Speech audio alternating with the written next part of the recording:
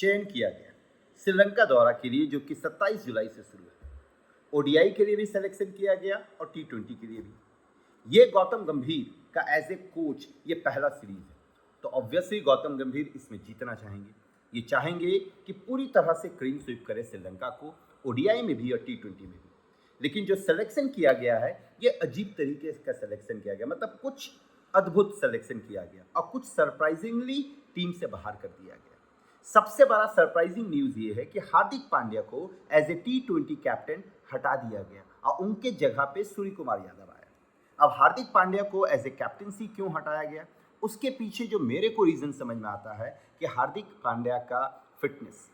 हार्दिक पांड्या जो है वो मैक्सिमम मैच में अनफिट रहते हैं, मतलब इंडिया का अगर टोटल मैच देख लिया जाए तो 40% मैच में वो अनफिट ही रहते हैं, 40 से 50% मैच में इनफैक्ट अनफिट रहते हैं और 50% मैच खेलते हैं।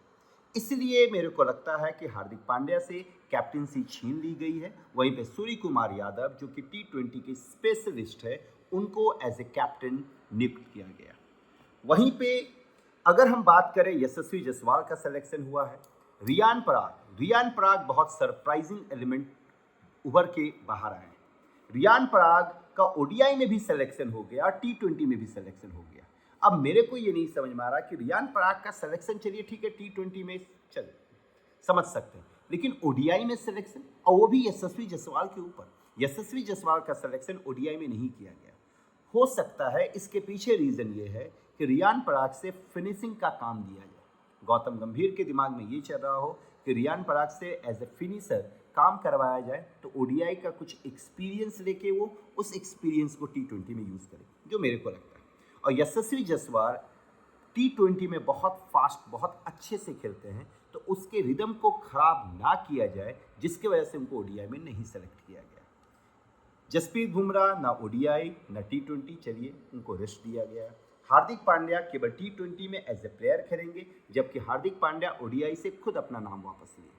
वहीं ओडीआई में जितने भी सीनियर प्लेयर हैं सबका वापसी हुआ है, लेकिन एक सरप्राइजिंग वहाँ पे भी है कि जडेजा का सिलेक्शन नहीं हुआ। मतलब क्या ऐसा माना जाए कि गौतम गंभीर के आने से रविंद्र जडेजा साफ, अब रविंद्र जडेजा क्या ओडीआई में नहीं नजर आएंगे, या फिर रविंद्र जडेजा को रेस्ट दिया गया किसी इंपॉर्टेंट सीरीज में खिलाने के लिए, ये भी हो सकता है। वहीं पे आपका खलील अहमद को टी20 में भी खिलाया गया है, दिया गया है चांस, और ओडीआई में भी चांस दिया गया। और हर्षित राणा जो कि केकेआर की तरफ से आते थे, वो भी ओडीआई में सेलेक्टेड, उनका भी सिलेक्शन ओडीआई में हुआ। मोहम्मद सिराज का दोनों में हुआ, टी20 में भी सिलेक्शन हुआ है और ओडीआई में। वहीं एक बहुत सरप्राइजिंग है कि अभिषेक शर्मा, जिन्होंने जिम्बाब्वे के विरुद्ध सेंचुरी मारा था और उनका जो फास्टेस्ट सेंचुरी था, मतलब टॉप 3 में उनका सेंचुरी था, बट अभिषेक शर्मा को नहीं चुना गया टी20 में। अभिषेक शर्मा का टी20 में सिलेक्शन नहीं हुआ, ये बहुत सरप्राइजिंग था क्योंकि उन्होंने अच्छा परफॉर्म किया।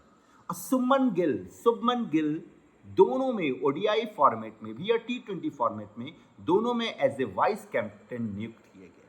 तो शुभमन गिल के लिए ये एक अच्छी न्यूज़ है कि वापसी किए हैं सीधा और एज ए वाइस कैप्टन, मतलब उनको as a next captain Rohit Sharma और सूर्य कुमार यादव के बाद एज ए कैप्टन देखा जा रहा है। और ऑब्वियस सी बात है, रोहित शर्मा 2 या 3 साल, सूर्य कुमार यादव का भी लगभग 33 ईयर्स एज हो रहा है, तो उसके बाद शुभमन गिल ही संभालेंगे, मतलब फ्यूचर के लिए एज ए कैप्टन तैयार किया जा रहा है। तो ये था इंडियन टीम का सिलेक्शन, जो कि 27 जुलाई से शुरू होगा श्रीलंका के अगेंस्ट मैच।